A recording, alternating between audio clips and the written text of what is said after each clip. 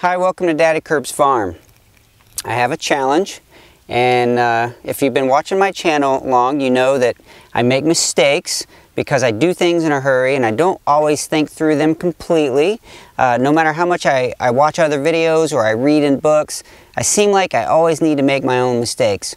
So I'm going to show you the challenge, I'm going to show you the mistake, and I'm going to show you how I'm going to fix it. I planted Brussels sprouts and broccoli along with a few other things, cucumbers on the back row, in this bed here, and the pill bugs have eaten all of the Brussels sprouts and broccoli except one plant remains. That one's a broccoli, but everything in here has just been decimated. They sprout up and they get eaten. Now that's not my challenge. We've talked about that before. The challenge is in the greenhouse. Okay, I'm not actually going to show you the challenge in the greenhouse because it's hot in there and it's a little bit of a mess. So I'm going to show you out here. As I was talking about the challenge of the Brussels sprouts and broccoli coming up and being eaten off, my beautiful wife said, well, why don't you just start some by seed in seed containers and then plant them. That way they'll be a little larger and they'll stand a better chance against the bugs. Well, it's a brilliant idea. I should have thought of that myself. So I went and I mixed up some potting soil and I made this great mix. It's sifted compost and sand. And then I remember someone in the past, a comment on one of my videos where somebody had said you have to get your seed starting mix wet first, otherwise the water just sits on top and it doesn't get the whole thing wet, and I've experienced that before. So I made this container and it is full of goopy potting soil, but I made it too wet. I thought, okay, well, I'm gonna go ahead and put it in the seed trays, and then the next day I'm gonna come out and plant because it'll be drier. And so then let me show you what I came up with. I mixed all this, I put it in here. I made bricks. Yep, dirt and sand. Well, that's adobe. That's how people make houses.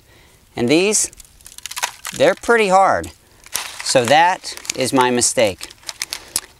The way that I need to fix this is add another ingredient into my seed starting mix that will help keep it fluffy.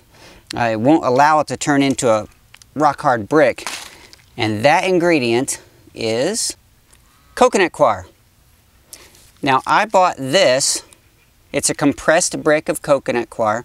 I bought it at my local pet shop. People use it as a substrate for their lizards and turtles and mice and other little caged animals, and I didn't want to wait for anything that I would order on the internet, so I just went down and supported our local pet shop, and I got this. Now there's a few tricks to getting this expanded in a way, because otherwise, I mean, this is rock solid and it needs to be moistened and expanded and then added to your soil. So I'm going to go get some warm water because that's one of the tricks, and I'll come right back and I'll show you how we're doing this. Now we're going to do this part on this end of the garden where I have a little more room. The nursery corner is really attractive and fun and cozy, but kind of cramped. So for this you need 2 buckets, one to sit on and one to use. Just kidding, you only need 1 bucket. Okay, we're just going to open this brick.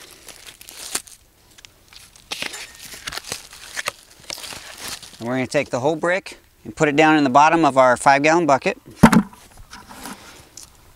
And this here is warm water that just came off the stove top. The warm water helps it expand faster.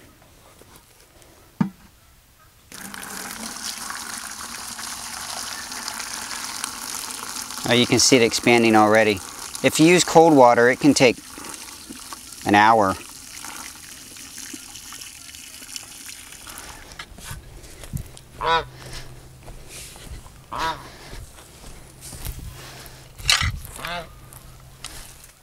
Okay, so we're just a minute or two in, and most of that brick is expanded. There's just a little bit left here.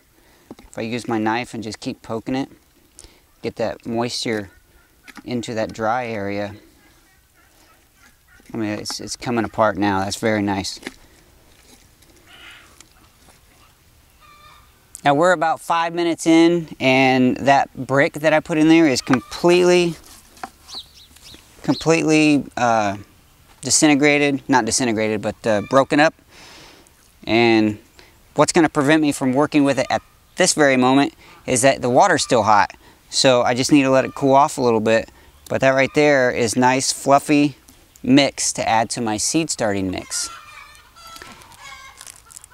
It would be really handy for me to tell you how much water I use compared to the amount, the weight of the coconut coir. So this says it's 650 grams. What does that translate to? I don't know, I'd have to look that up. But anyway, that was a 650 gram brick of coconut coir. And this is, I believe, a 4-quart stock pot, and it was about 2/3 of the way full. And it looked like it was probably just a little bit too much water. At least there's water standing in there, but it was a perfect amount to get it all broken up. So I'd say 2 to 3 quarts of water for that size brick. All right, I don't have any magic formula for the amount of one thing or another. I'm gonna just mix the ingredients that I have in this large container until it looks right to me. The ingredients that I'm using is sifted compost, sand, and those things are already mixed up, and the coconut coir.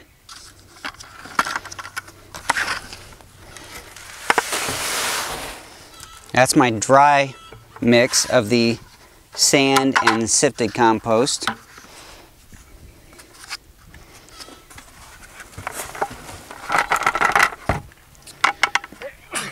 You see the steam coming off that? It's still warm. Okay, so I'm going to mix those up and just see how that looks. And if I feel like I still need more compost and sand, I have my wet mix here that I can add in.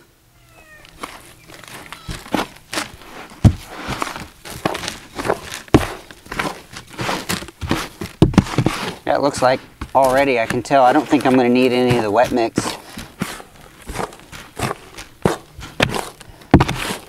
The sand, the compost, and the coconut coir. That looks like a pretty good mix. So that was the one brick, and it was probably, I don't know, 3 gallons of compost and sand mixed together. The compost and sand was probably about a 50-50 mix. So really, this is probably pretty close to 1 part sand, 1 part compost, and 1 part coconut coir. Oh, that looks great.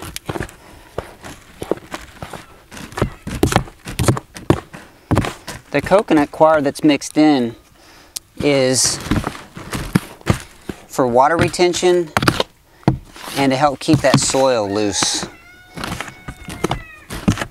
The coconut coir mix when it's in soil because it helps retain moisture, but at the same time it helps it drain it off, so it can retain it in its fibers, but the mix will never be holding too much moisture, so it keeps a really nice balanced amount of moisture in your if it's in a garden bed or your seed pots or whatever.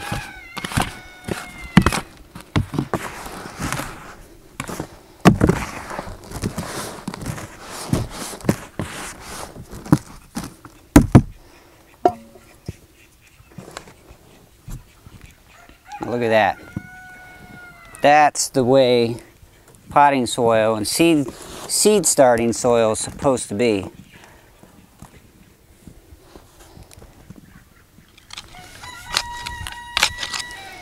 I've mentioned a few times the sifted compost, so I'm going to show you how I'm getting that. First of all, this is a finished pile of compost.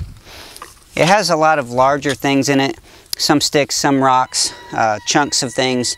But the compost itself is finished, and I've already drawn from this pile some. That's why it's kind of short. I'm just using my 3-tine pitchfork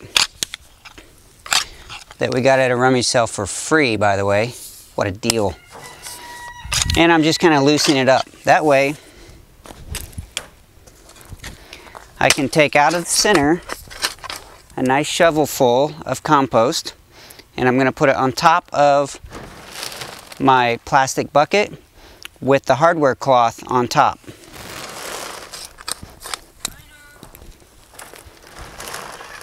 So I got 2 shovelfuls on here. Someday I'll build a nice frame, but for now, just laying it across the tub.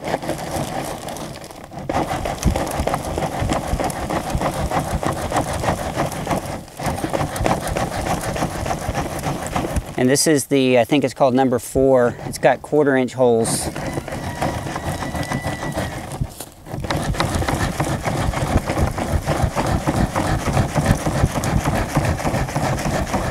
And there we go. What's left are larger chunks. It's got some goat poop and rabbit poop and rocks and sticks. Now, some of that can go into a garden, but you don't want it in your seed starting mix. Now, if you can see, now that I've taken that screen off, this is just nicely sifted compost all through that 1/4-inch screen.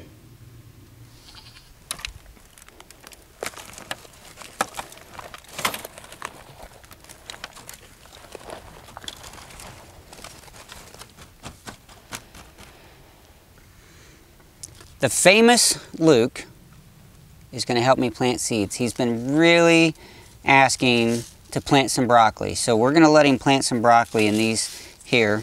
We just took the mix, compost, sand, coconut coir, filled up our little 4-inch pots, and I already made bricks in my seed starting pots, and when I take the bricks out, I ruin the little seed starters. So I'm going to leave that for another day, and we're going to start seeds in these 4-inch pots. So with my highly sophisticated hole making tool, I'm going to make some holes, and Mr. Luke here is going to plant some Brussels sprouts and broccoli.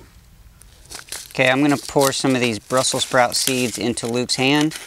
I'm going to make the holes, and he's going to plant the seeds. They're very small, and the Brussels sprouts and broccoli seeds look very similar. Very small. Okay, so in the tray that has the fewer number of pots, we're going to put the Brussels sprouts. So I'm going to make 3 little holes per pot.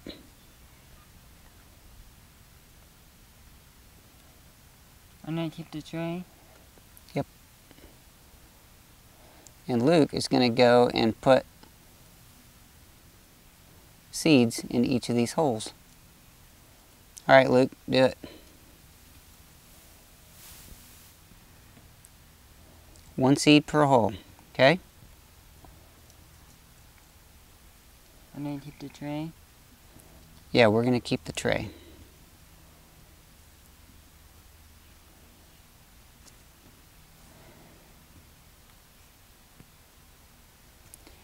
And now that this tray has the Brussels sprouts, it was over here, but I switched it. That's them. I'm going to let Luke put the broccoli seeds in the tray that has the most pots here.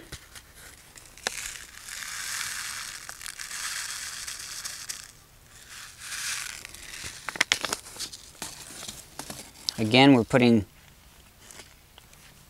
3 seeds per pot.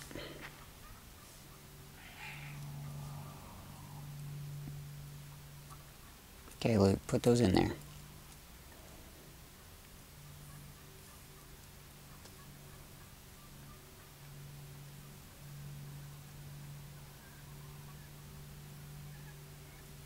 Thank you for visiting our garden. Yes. Thank you for visiting the Daddy Curbs garden. I'm glad that you were here today, that you could experience this with me. It's too bad that I have to learn everything by mistake, but hopefully it's good for you that you won't make the mistakes unless you're like me and then you have to make them yourself. At any rate, thanks for visiting. I hope to see you again soon. Where I put my tree, Dad? You're putting broccoli seeds. Can I keep it? Yes, you're going to keep them. Hopefully we get broccoli and you can eat some broccoli.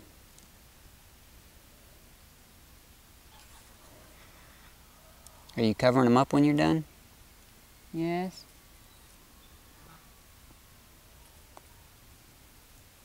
How many more? Well, you have 1, 2, 3, 4, 5, 6, 7, 8, 9, 10 more pots with 3 holes each. That's 30 more seeds. We might have a lot of broccoli. You want a lot of broccoli? Yes. Will you eat it? Yes. Okay. Thanks for planting it. You're welcome.